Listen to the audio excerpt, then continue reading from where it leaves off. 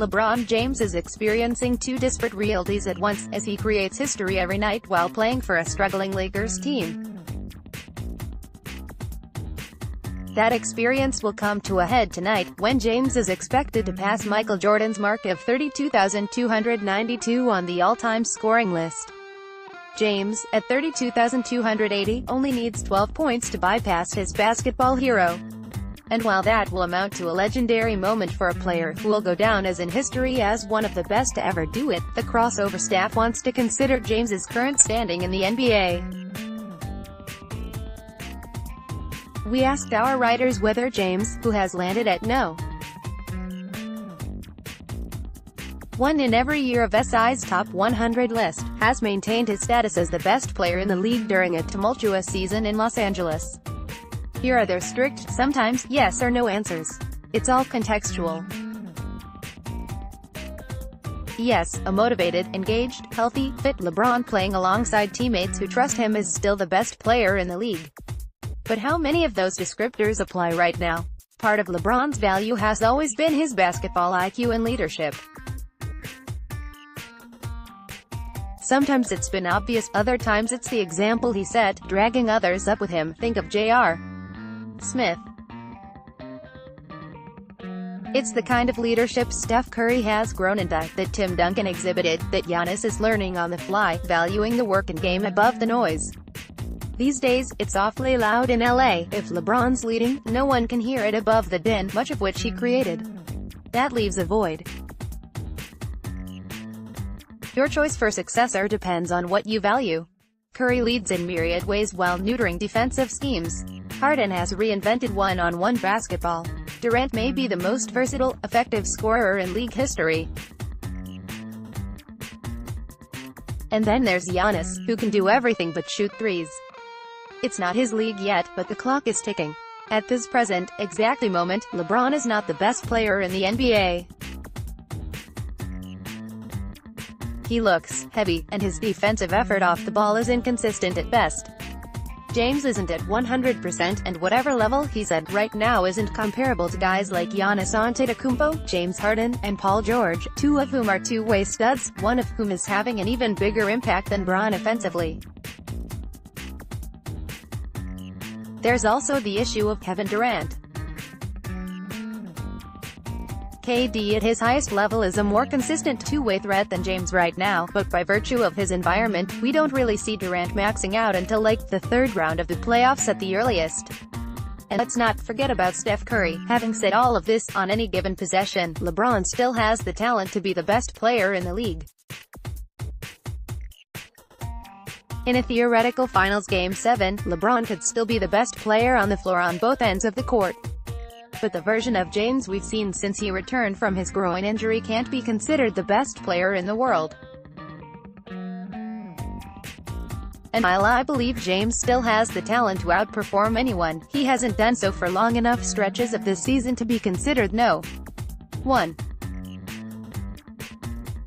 James may be able to reclaim his throne one day, but calling him the best player in the league right now would be a disservice to the guys who've performed at an elite level from day one of the regular season.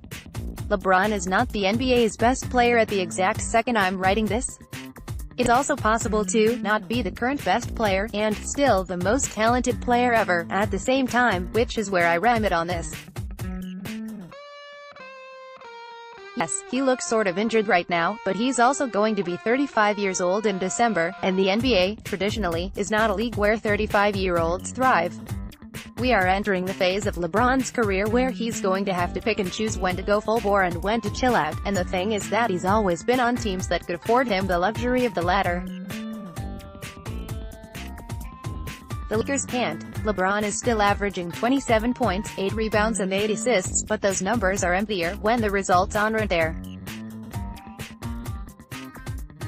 The weird part about this entire LA saga is just that envisioning his path to another title, for the first time ever, requires us to think in the abstract.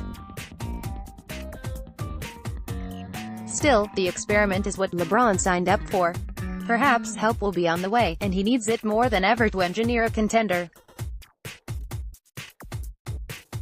At the end of the day, it's possible for him to not be the best player and still be extremely good at basketball, and whatever we decide to label it, the only thing that's really going to matter are the wins and losses and championship possibilities. Because he's LeBron James, whether or not his teams are good or bad or great will always be a referendum on how he happens to be playing. Right now, there are other guys playing on winning teams who fit the criteria better.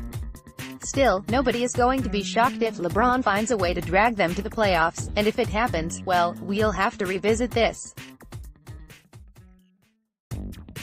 But I want to use this question to talk about narrative more so than quantify my argument. The game of basketball is in an extraordinary place right now.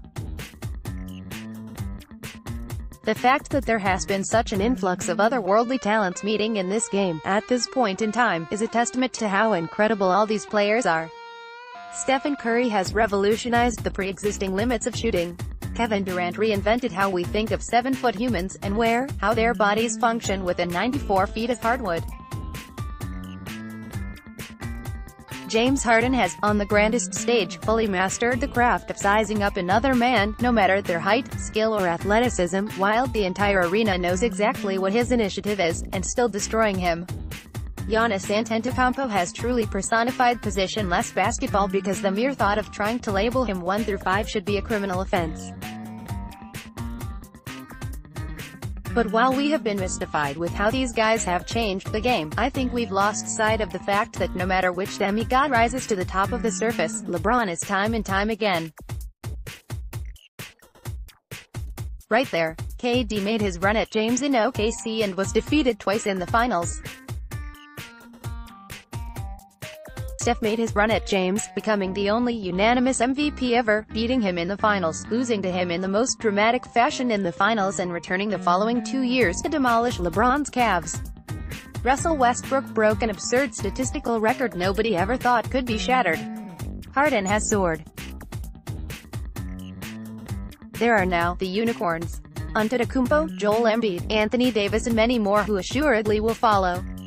And LeBron is still here. These other players' rises are, by definition, trends. LeBron is a constant. The 8 straight finals is tossed aside like a fun fact on the back of AAA baseball players' trading card. And while these guys' most marketable skill clearly surpasses that of LeBron's, he still only trails by a fraction. James is, until he actually loses a step, the best player in the NBA. And I quite honestly sometimes get upset with myself when I pass out and find out the next morning that he did something incredible. I should not take him for granted. I should be parked in front of a TV to appreciate his greatness.